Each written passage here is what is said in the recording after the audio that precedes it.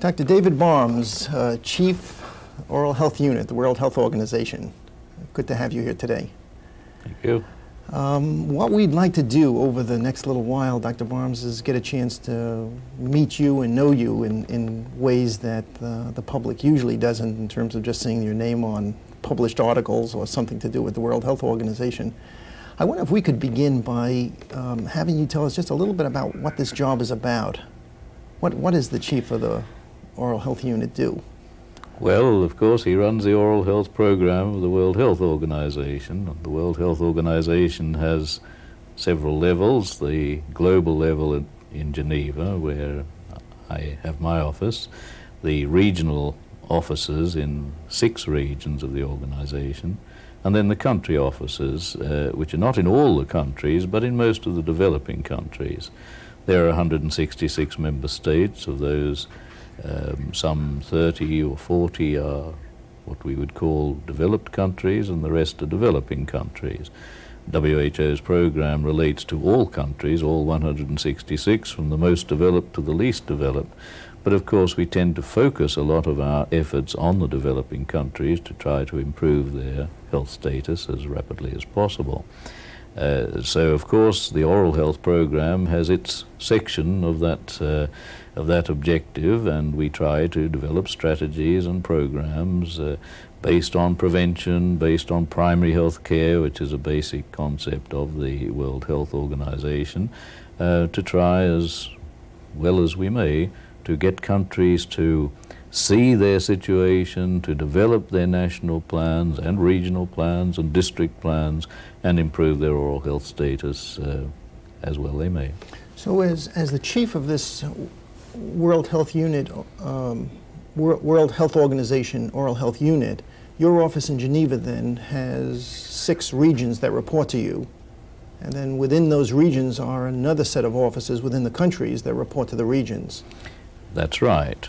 It's an interesting structure in WHO because we have our global level, and then the 6 regional levels also have a certain amount of autonomy. They're part of the World Health Organization, but they have also their own regional councils made up of the member states that belong to that particular region. So they develop their programs, we develop our programs, but in coordination. And some of the things that the regional programs are involved with, we hear about them, but we are not directly involved with them. Other programs we are involved together, and of course at both of those levels, both the global and the regional level, we're trying as much as we can to focus upon action in countries. After all, that's where the action needs to be.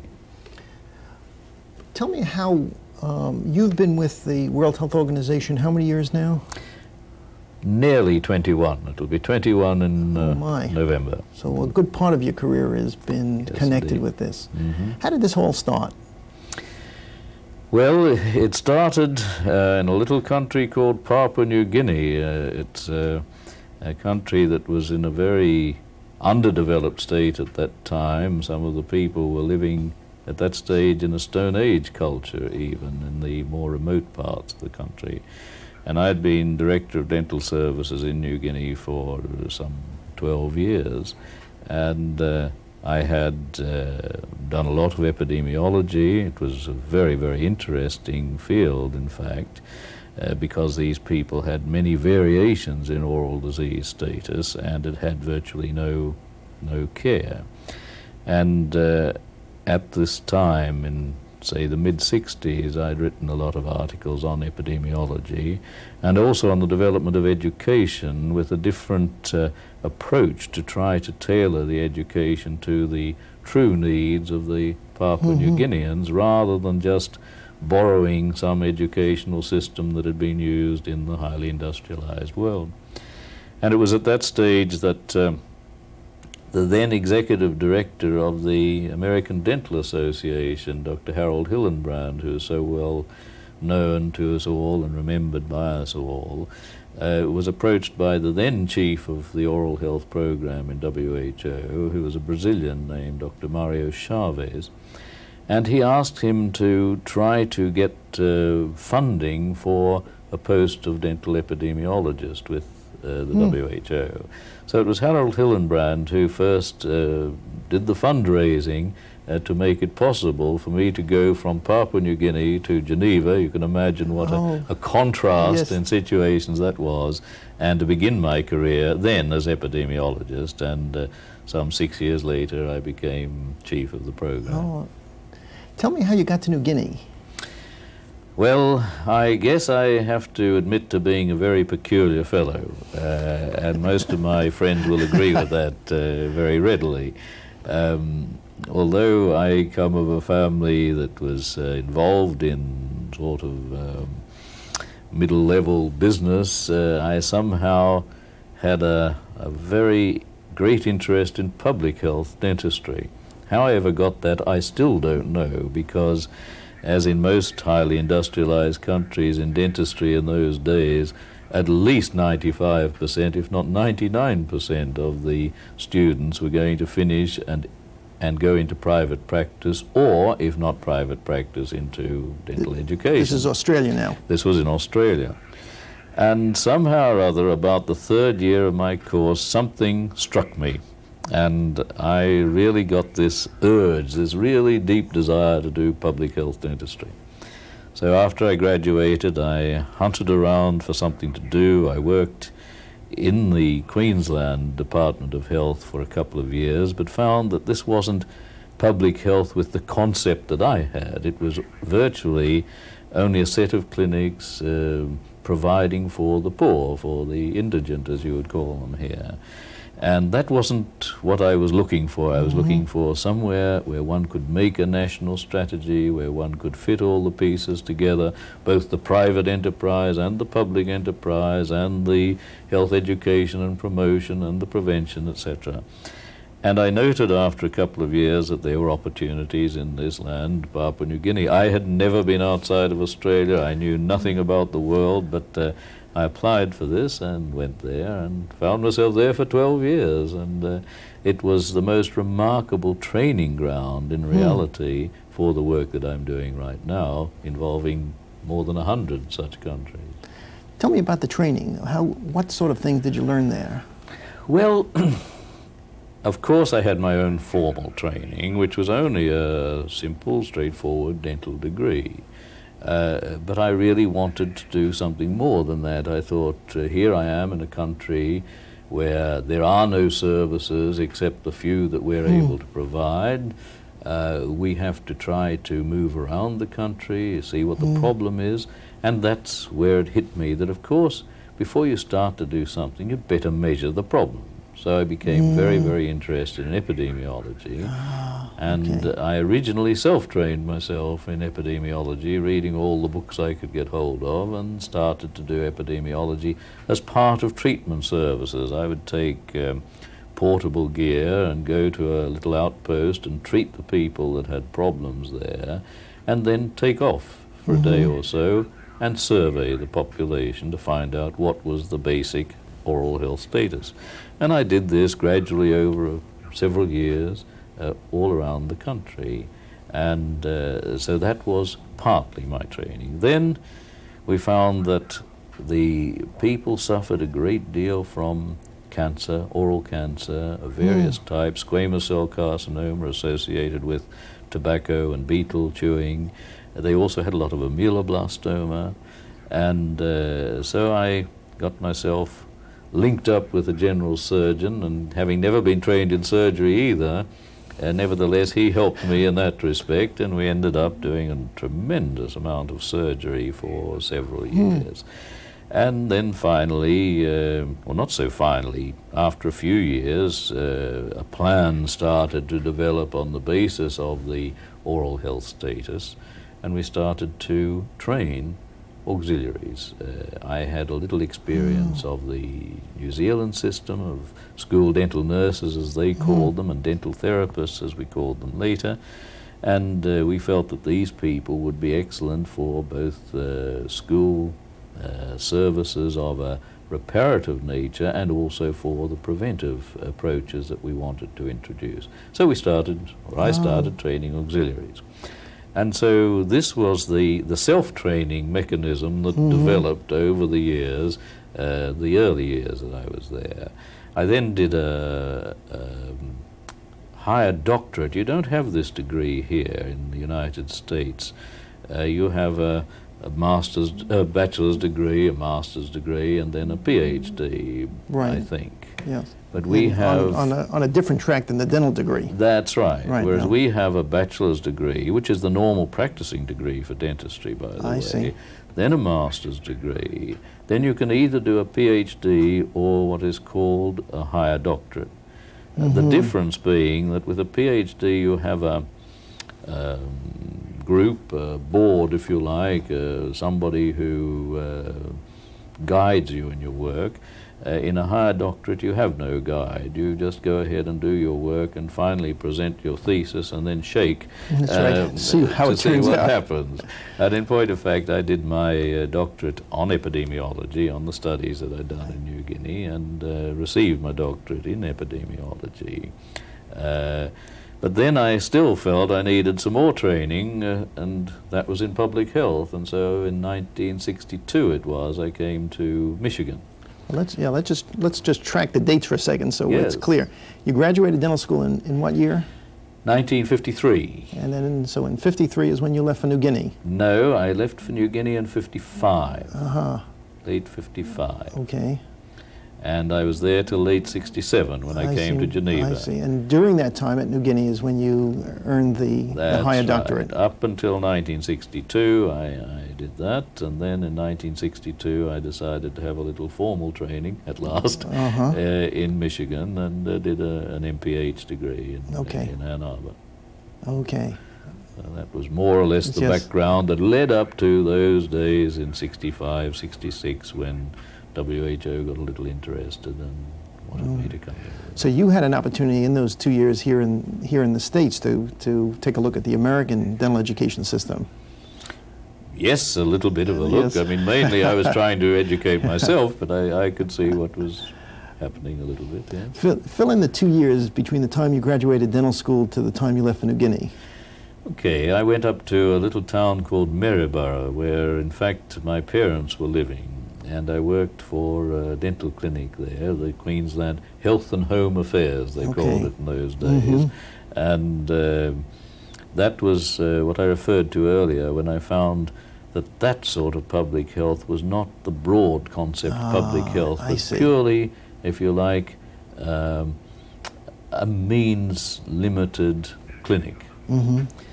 Then I married in June 1955, and after that went up into the north of Queensland, a place called Charters Towers, a place that had been a mining town, a rather quaint little place. And I worked there for several months before going to New Guinea. So that's how did your wife feel about the move to New Guinea? Well, I suppose a little diffident, as I did myself. I wondered... stayed for 12 years. How crazy can one person be? But we wondered what was going to happen. And I remember going there, and as often happens in these sorts of situations, a lot of promises had been made on paper which were not exactly filled when we got there. So I can remember a fairly distraught husband and wife when we first arrived in this tiny little town. Well, first of all, Port Moresby, which was the capital, but then we moved over to a place called Madang, which was very remote, in fact, in those days. Nice little place, but rather remote. But gradually we got used to it.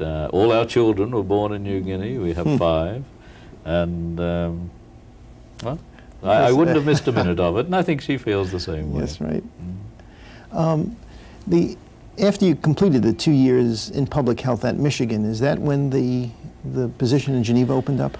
No, it was actually a 1-year course in those days. 1 year. It's 2 years now, I think, but it was a 1-year course then. No, I went back to Papua New Guinea in 1963, and it was about early 1966 That in fact there was a visiting consultant who opened the question with me, would you be interested? And I was getting to the stage where I thought, well, if I don't leave Papua New Guinea round about this time, I'm never ever going to leave, and perhaps there are other places that I ought to be looking at.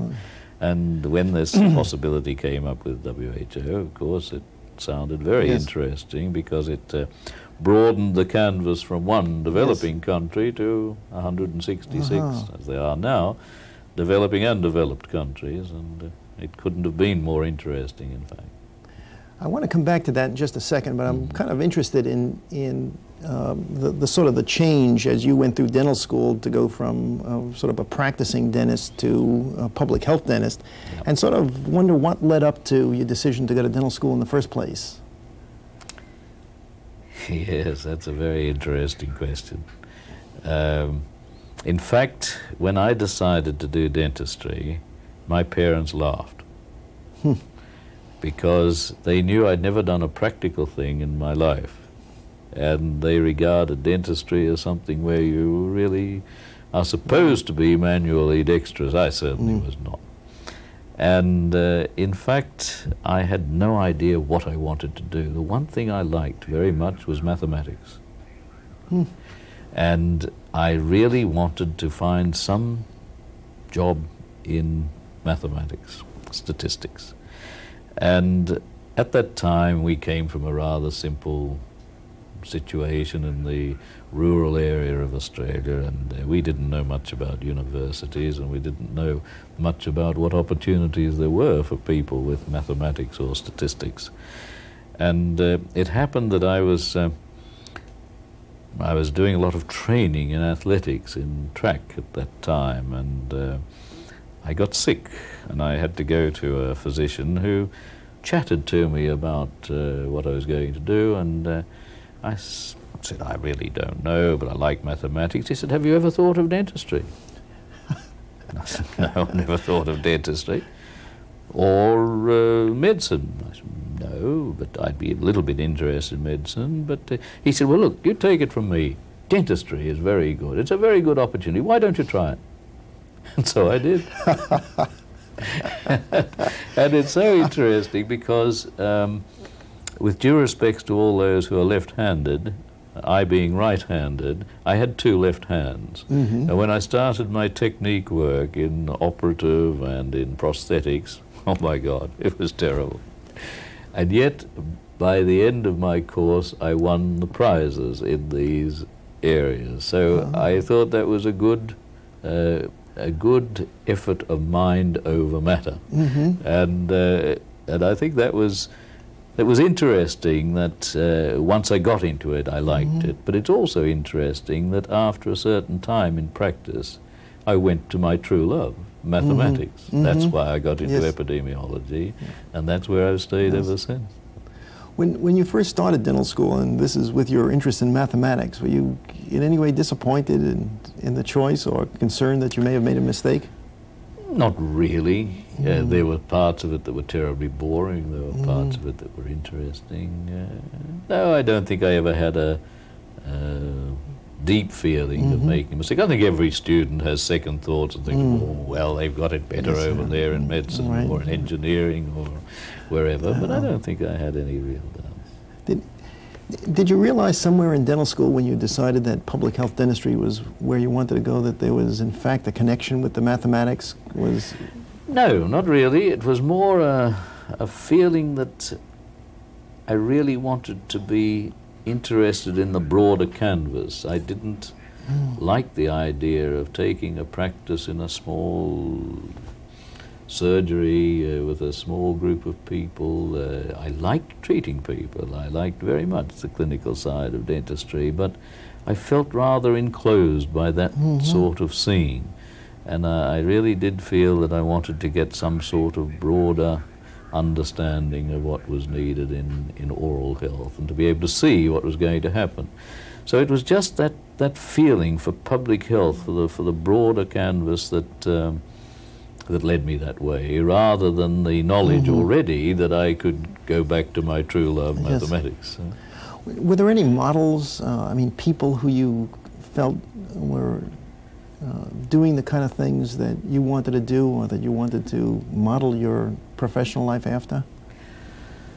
Not at the time I made my decision, but there was one chap teaching at the school at that time who certainly motivated me a great deal, a man named Kruger, who had done a lot of investigation in trace elements and was very strong on prevention. And it's interesting that I followed his work, and my own research in New Guinea, apart from the epidemiology, was into trace elements and its relation to to oral diseases. And of course his motivation towards prevention, which has become a focal point of the program that I'm running in WHO. We concentrate very, very strongly. We say all the time, prevention is the first priority. Care is the complement to what you can't do with prevention. So I'm sure that it's his motivation that pushed me that way as well. Later on, there were a couple of New Zealanders, in fact, who motivated me a great deal. The Dean of the faculty in New Guinea, I should say he was actually an Australian, but he went to New Zealand, and I knew him from the New Zealand Dental School, a man named Sir John Walsh, who is still alive, well into his 80s now, I think. And then another man who was a New Zealander who came over to Australia, to Queensland, a chap named George Davies, who later became the Deputy Vice-Chancellor of Queensland University and who still works with our program in WHO. Later on, from this country, Donald Galligan, who was surgeon, Assistant Surgeon General, Chief Dental Officer, motivated me greatly. And I've had many, many colleagues. John Green, who's now Dean of the faculty over in San Francisco. He and I worked a great deal together in those early days. So there have been, and of course Harold Hillenbrand, we mentioned earlier on, and many others. I could go on and on. Yes, and on. And it's hard to see who to leave out of that list. That's right. Yes. You began talking about this rural upbringing in Queensland. Yes.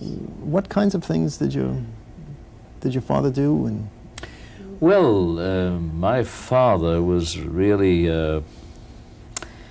How do you call it? Like a 5 and 10 cent store, a Woolworths. He was working in a store of that type. He was particularly interested in drapery. He'd worked in the cloth trade at one stage, and my mother as well. And then he was manager of one of these stores, and then came the war, and he had been in the First World War. He's English, or he was English. He died just a few months ago, in fact. And he came to Australia in 1911, but joined up with the Australian Army and fought through the First World War. Then in the Second World War he joined the Volunteer Defence Corps. So he was away quite a while I was a young child. And then he came back, and my mother and he went into business together. So they had a little business. First of all a cafe, and then small dress and cloth shop. Did any of the other children go into the professions? Or? No. My sister was a journalist, as was her husband, and she was the only sibling I had. Yes. In my own family, my 5 children, 3 have gone into law, and 2 have gone to the liberal arts, so none of them have gone into health at all. Yes. I'm not a good example to follow. Well, it's sort of interesting. I was sort of wondering how your father felt when you won all those prizes in operative dentistry and prosthetics. Oh, he was always very proud of me. I kind of fooled him. Right. I always remember once, and this was the way things happened in those days. I'd been in New Guinea for a long time and extremely well known there. And a fellow came along to me and he said, look, we're starting a corps, a dental corps in the army here, and we'd like you to take charge of it. I said, you would? So I've never had one day's training in the army. I've never had any interest or involvement in the Army. They said, oh, that doesn't matter. We want you to be the director of this corps, and we'll make you a major. Just like that. The next day, I was major, part-time, running the dental corps. And the first time I had to go to an army meeting in Australia, here I was dressed up like a chocolate soldier in this uniform, and I was sort of apprehensive of meeting my father, because I thought here was a man who'd fought through a whole world war, had been in the army as a real soldier in the Second World War, and rose to the dizzy height of captain, because he'd come up through the ranks, in fact. And I thought, he'll look at me, a chocolate soldier major, and he'll think this is disgusting. Not a bit of it. He was absolutely proud. Anything that happened, he was proud about it. So it was very nice. Yes, right. Yeah, the civilian one day, a major the next. Right, yes. It was quite crazy. I'd like to come back now to the sort of the transition from New Guinea to Geneva now with the World Health Organization. Yes. And you were talking earlier about the lessons that you learned in one country that you now could apply to lots of countries. And I'd like for you to talk now a little bit, if you could, about the how those lessons have now got translated into your 21 years with the World Health Organization. Yes, well, it's interesting because you can translate them in two ways. You can translate them at the very broadest level, at the global situation.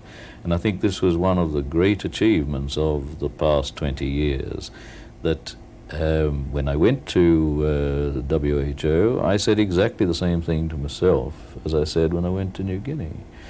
If you're going to do something, if you're going to make a strategy for oral health in this globe, you'd better know what the problem is.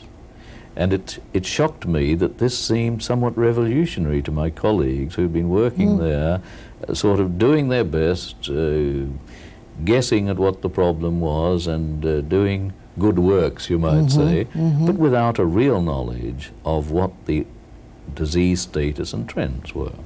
So the first thing that I did at that global level was put together an expert group and developed a set of methods, the basic oral health survey methods they're called, and they're well known all around the world now. And we used these to get people collecting data in a standard way. And at the same time, we developed a global oral data bank. We offered, with the survey methods, services to analyze data, and we collected that data and made a global oral data bank from which we make each year a little booklet showing the level of caries at 12 years of age. We also prepared coloured maps, I'm sure you've seen them, showing the different levels of caries. And that has been a tremendously powerful thing, and still is a tremendously powerful thing in guiding us, in guiding our regions, in guiding our partner, the International Dental Federation, representing all the dental associations around the world, and also in guiding countries. So that at the global level was, I think, a tremendously important application of what I'd learned to do in Papua New Guinea. Of course, the other things that are subsumed under that, the planning developments, we developed methods of planning, the focus on prevention, that also came from that particular experience. Then you go to the other level, the country level. The experience in New Guinea meant that I understood only too well the problems of people in developing countries, the problems of trying to develop a university level training, for example, when there were so few resources, the need to develop the primary healthcare level training, to take people with only a primary education, indeed, no relationship between the two primaries, but with only a primary schooling, and to train them to a level where they could do simple health promotion, simple health acts, if you like, if it was just cleaning or brushing or whatever. And then to take others with a little more education, but still not a full schooling, to train them to do the simple things, and then finally also to train the dentists. And one thing I did do in New Guinea, going back there for a moment, was to try and develop these courses so that there was a career ladder. They could move from the lowest level up to the highest level if they were capable enough. This I still believe in, although it hasn't worked very much around the world in all these years. But certainly that type of thing, to be able to go to countries in any part of the world, different cultures, different languages, different resources, but nevertheless in principle the same needs were there, to find appropriate manpower, to find what is the problem, and we've been able to do this with our basic oral survey methods in a very, very simple way. We developed a simple sampling method, which we don't propose as the sort of sampling method that you use if you want to find a detailed oral health status, but for a working estimate, for a first idea, we have what we call this Pathfinder survey method. So we've applied simple, inexpensive approaches for the use of these countries, and so many of those seeds were born, in my experience, in Papua New Guinea. Now, I'd mentioned to you that I was doing some reading. Yes. And I was, in one of the things that you wrote, you did mention about the fact that the survey methods were really valuable in terms of having an impact on programs. And I wonder if you could just sort of expand on and give some examples of how that's happened. Well, it's difficult perhaps to get the idea of just what you're referring to there, but we feel that the survey methods have had an impact at so many different levels, in that so many times people have just borrowed from the highly industrialized countries methods of training, methods of services. For example, take my own country. We were looking after, at that time, Papua New Guinea, and in Australia the average 12-year-old child had 9 carious teeth. The average New Guinean child at 12 years of age in many parts of the country had less than 1 carious tooth, and even where the disease was higher, it was only around the level of 3 or maybe 4 carious teeth. So you had within that country already a range of situations, but totally different situations and different needs to the child in Australia. I see. And as you go around the world, you find many, many variations on that theme. So the impact was that very different approaches were required, even different methods of prevention. Based upon the disease patterns that you were finding in the country. That's right. And now I will give you your quote. Good. Which says, and this comes from World Health Statistics Quarterly. Yes. The power of the information base in guiding global oral health has been the single most important factor in its undoubted success. Right. Well, that was...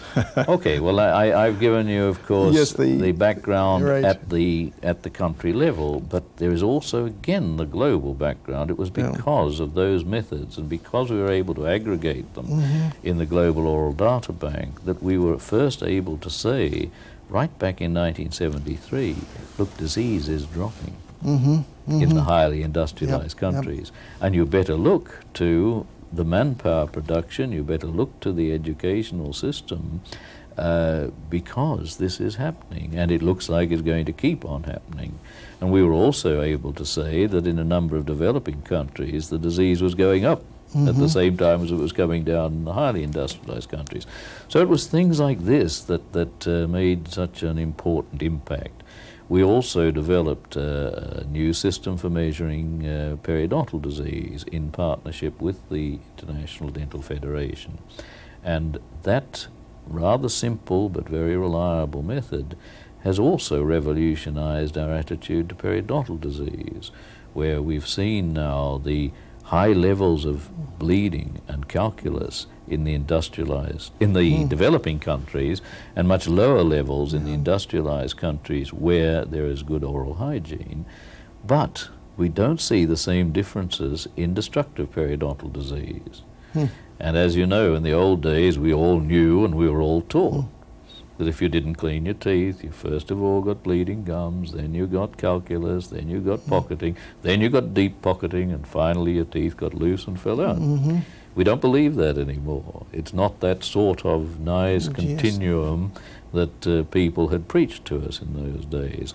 And it was because of the basic methods and this particular method that was developed for that situation that we've been able to see that some of our theories were not right on the spot. Right. I want to come back to the changing disease pattern, but there was something that you wrote, I think comes from 1977 in a keynote address that you gave. Yes. And I thought it was an interesting comment. The oral health program of World Health Organization has to compete with these priority problems and convince the organization's governing bodies that it is really important to do something to preserve, promote, or reestablish at least an acceptable level of oral health. And I guess what you were referring to there was the degree to which oral health has to compete with other health problems. And I'm just wondering how that battle has been going and what your experience with it has been. Sure. I can easily answer that one because fairly naturally, I think, although the organization began in 1947-8, there was no oral health program at that time, and in fact the first attempt to develop an oral health program was in 1956. Now I say fairly naturally because when you start a global international health organization, again you have to get the policy situation straight, the administrative structure, all of these sorts of things. You've got to swim around and find where you're going. And indeed, once they did that, they found that communicable diseases required a tremendous amount of effort. They didn't really have resources to look at certain other areas, not only oral health, but things like cancer or cardiovascular diseases were somewhat poor relations to the communicable diseases in those days. So by the time I came to WHO in 1967 even, although the oral health program had existed for a number of years, some 9 years, it still was in the swimming around stage. It was still trying to find out what really should it do. It had had a number of expert committee reports on education, on caries, on periodontal disease, on auxiliaries, on fluoridation, and so on. But it hadn't really been able to take off from those and start a real focused program. So it was in 1967 and the next few years that we developed the Global Oral Data Bank. We started then to find a focus for our efforts. We started to develop a program, and then we also started to get the growing interest of the countries, particularly as the developing countries saw the problem increasing, and the developed countries already knew how much money they were paying for oral health and how much problem they had in oral health. How do you present the case for dentistry in terms of competing demands for resources and priorities? Well, we have presented this partly in a healthy lifestyle approach, partly in the fact that so many people have the common oral diseases, and that they, particularly dental caries, have delivered much misery and pain, and that people inevitably will demand services. And this they could see very well, that whether it was as important as a cancer or a heart condition or whatever else you wish to think, nevertheless, if people have oral disease and severe oral disease, they will demand services. So then you come into the economic situation. Do you merely respond to a demand, or do you try to plan a prevention to reduce the demand or to reduce the need, and at the same time respond to a demand in an organized way? And that sort of reasoning, I think, came through. What I can say is that the interest in oral health has grown and grown over the past 15 years. There were times when our governing bodies would look at our program budget and they'd come to oral health and the chairman would say, any comment on oral health? No. We'll go on to the next program. In the last World Health Assembly but one, the oral health program occupied most of a day in the discussion of the whole World Health Assembly, and it's been that sort of increase in the interest in oral health which has been very, very noticeable. We now have another very, very big impetus, an impetus that we would wish we didn't have, but it actually has happened through the oral manifestations of HIV. I say we wish we didn't have it because we wish we didn't have HIV infection, but the fact that oral manifestations are some of the earliest signs of this condition has led us to develop a very, very active program in this area. And that has, of course, again increased the interest in oral health as a program of WHO. There was something that you wrote in that same article that I thought was interesting, and that was your statement that the oral health needs globally was a responsibility of the entire profession. How would you respond to U.S. dentists who are maybe looking at this videotape and saying, how are we responsible, and in what ways would you call upon us to do something?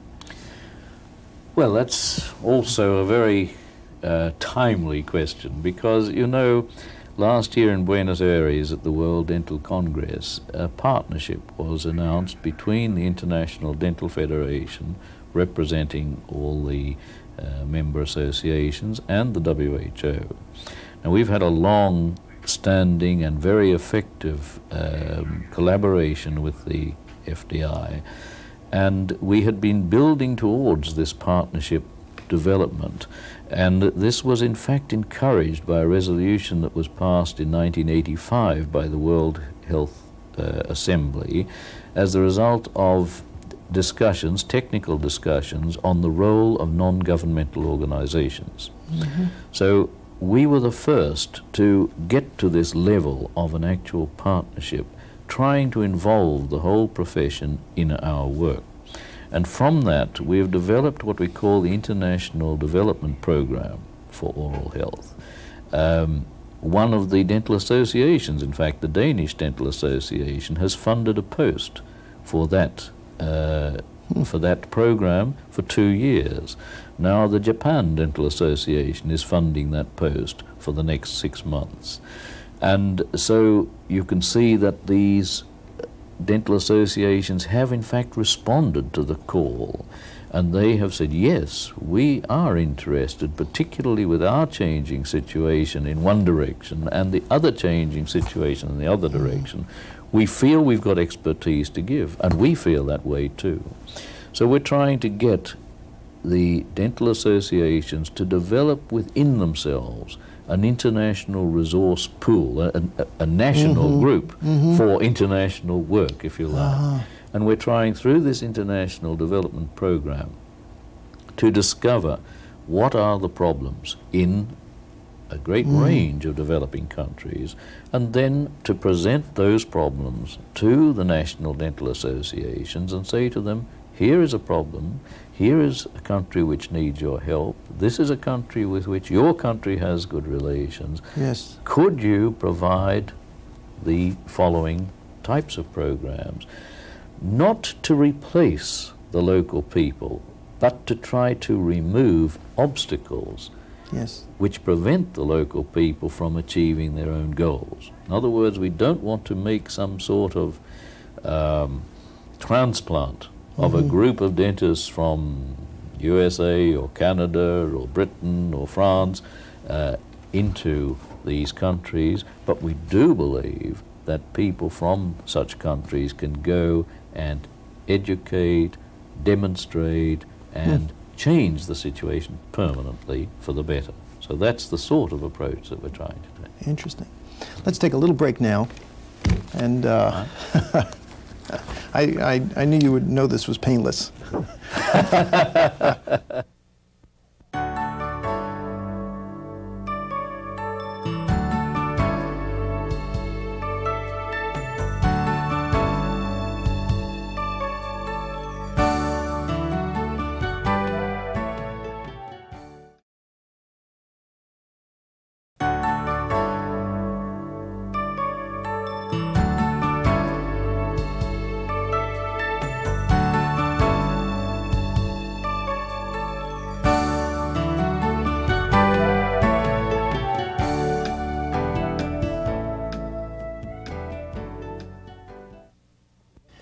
Dr. Barmes, I'm curious about a couple of other things that I read in reading through some of your writings.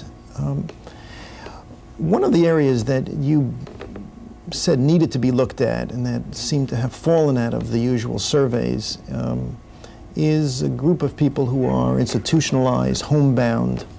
And I wonder if you could talk a little bit about what direction you see in terms of looking at the disease and problems, oral problems that they have. Yes, I'd like to take it initially a little broader than that because, of course, in trying to develop the simple methods that I talked about before, the simple methods for finding oral health status at country level for whole populations, we concentrated very much on means and standard deviations, the usual measures of central tendency that one uses in a survey. We did not get into the high-risk approach sort of analysis and summary of data. And of course, when the diseases like caries and periodontal disease were so prevalent,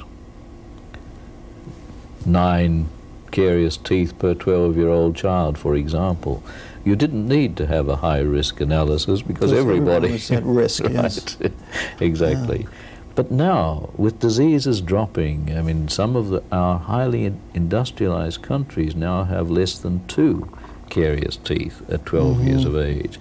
If you find certain groups, you'll find even less than 1 carious tooth at 12 years of age. So now the high-risk analysis is very, very important for the whole population. And I'm in the process of trying to develop support and trying to get together an expert group to look at a completely new range of epidemiology, of measurement of diseases, to approach from the high-risk type of assessment. Now, that has a very special application, of course, to the institutionalized, the aging, etc.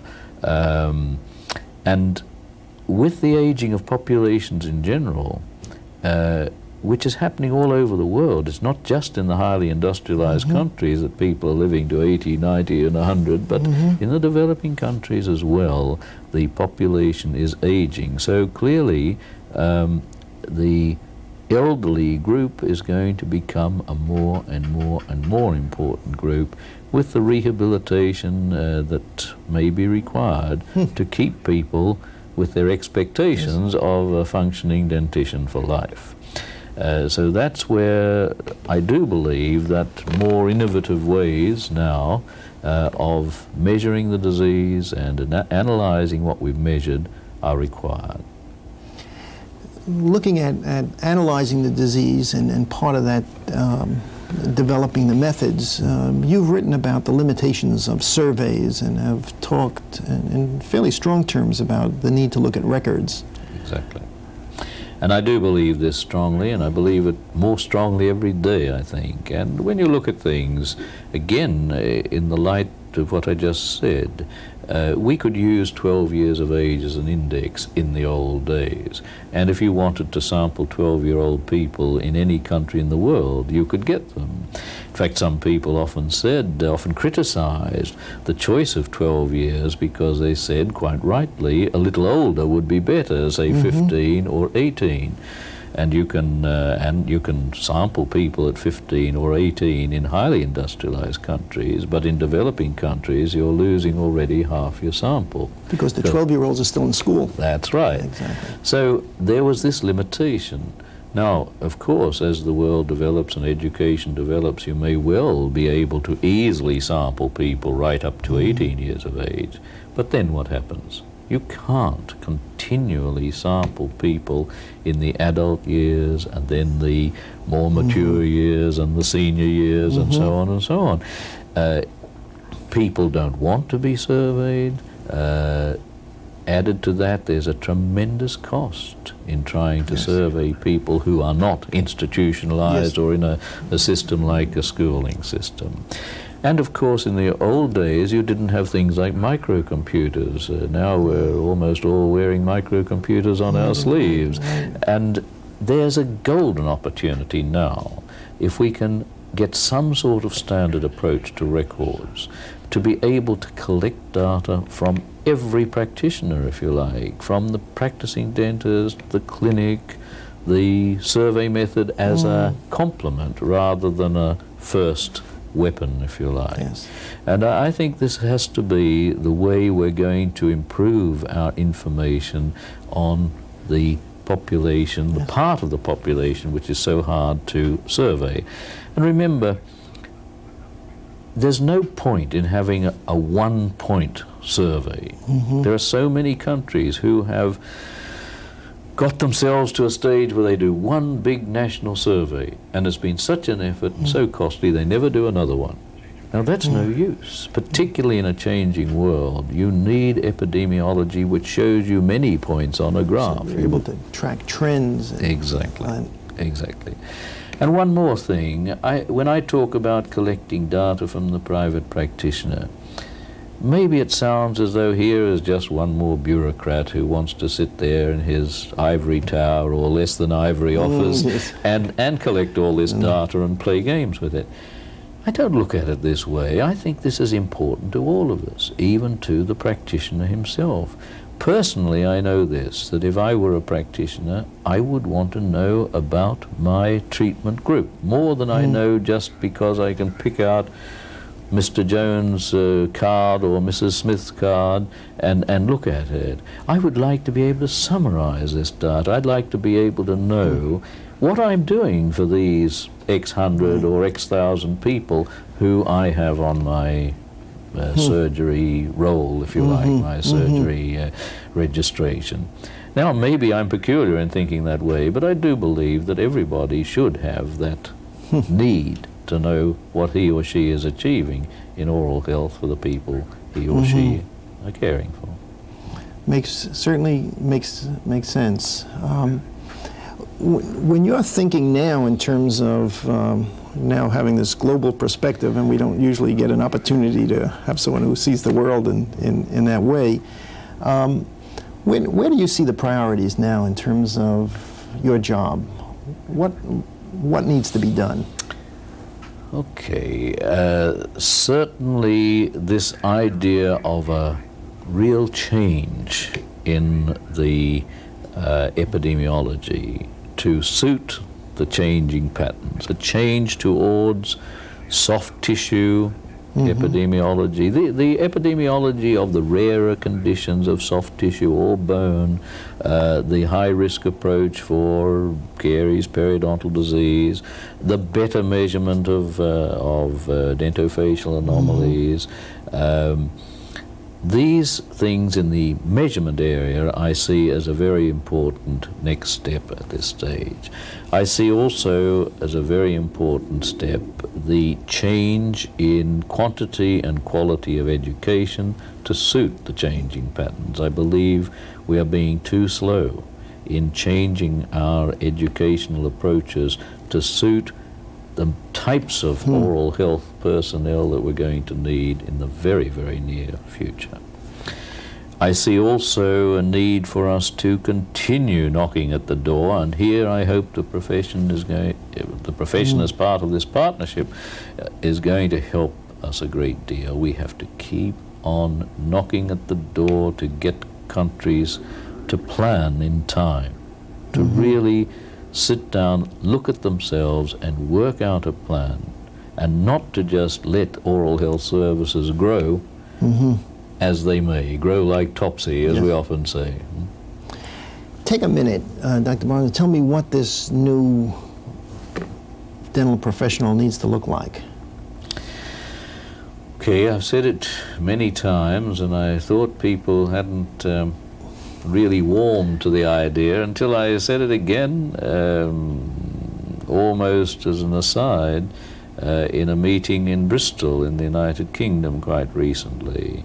And that is that the top dental professional, if you like, the person who is the dentist of today, I believe will be the oral physician of tomorrow. I believe that there will need to be far fewer such people in countries, in all countries, but certainly in the highly industrialized countries, like, for example, the Scandinavian countries where you have one dentist for every 800 people.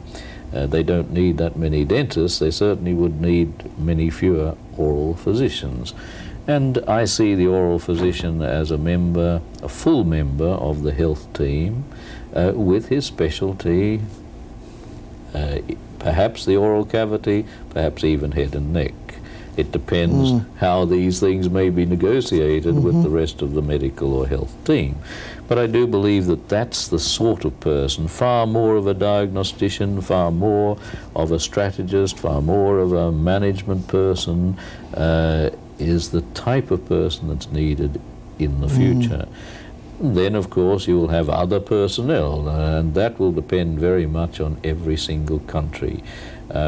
I've got past the brash days of trying to make a blueprint for any country. I think that beyond the concepts, the countries themselves and their profession and their governments and their teaching institutions have to decide for themselves what type of auxiliary personnel do we need. Do we need somebody that looks like a New Zealand therapist? Do we need somebody that looks like an American or Japanese dental hygienist? Do we need something completely different? What do we need as a primary health care person? Do we use people in the health services to give over the health message? Or do we use oral health personnel to give over health messages beyond oral health? I do believe that anybody involved in oral health, from whichever way they come, will need to be much broader people. I think they will need to concentrate on healthy lifestyles in many different ways. And if we teach oral hygiene, why don't we teach about hygiene itself? If we talk about nutrition based on limiting sugar, why don't we talk about the broader concepts of nutrition? If we talk about high-speed trauma that affects the maxillofacial area, why don't we talk about accident prevention in general? Yes. These are the sorts of things. And again, our friend, the HIV infection. If we're going to be, the dental profession is going to be one of the first lines of defense in identifying this sort of condition, why can't we also be one of the first lines of defense in trying to promote healthy lifestyles which will prevent this condition? I'm sure that many dentists will feel uncomfortable at the thought of asking people about their sex lives. But we are health workers. Why not? Why not be guides and guidance people in this area? Well, it's a wonderful vision that you're projecting for dentistry, but I'd like to turn now to the vision that you're projecting for David Barmes. What lies in store for you? I suppose more of the same. It's a very funny thing. When I did map out my life, when I did decide to go to New Guinea, I had a sort of quaint idea that I'd divide my life into thirds. I'd have 1/3 in Papua New Guinea, which I did. I'd have 1/3 of my working life in the international world, in WHO, and I'd like to spend the last third of my life back in my own country, working there. Back in Australia? Back in Australia. Well, for one reason or another, as I say, I fulfilled the first third, but the second third, somehow I just kept on going, and now it's too late to do another third anywhere else. And so I will just continue on in my role, I expect, in Geneva in the World Health Organization until I retire. And when I retire, I don't know, I wouldn't mind doing a little bit of consultant work here and there. But the main thing I want to do is watch cricket. Watch cricket? Yes. And you don't mean the little animals? I don't mean the little animals. I mean this very quaint game that they play in a lot of Commonwealth countries and a few other countries as well. The old establishment game of cricket. In fact, many people say cricket is not a game, it's a religion. And I think that's almost true.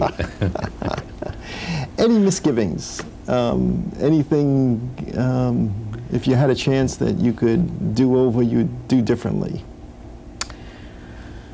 Of course there are. I think you'd be a very peculiar person not to have wanted to be better and not to have done things better. I can see many inadequacies in myself. I can see many inadequacies in our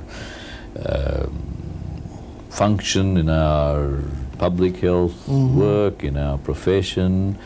I think everybody must be able to see these things if they are at all critical, if they really look. But in reality, I think I'm rather fortunate to be able to look back and say that while I see these deficiencies, I'm first and foremost proud of my profession. I'm proud of my organization and to be a part of it.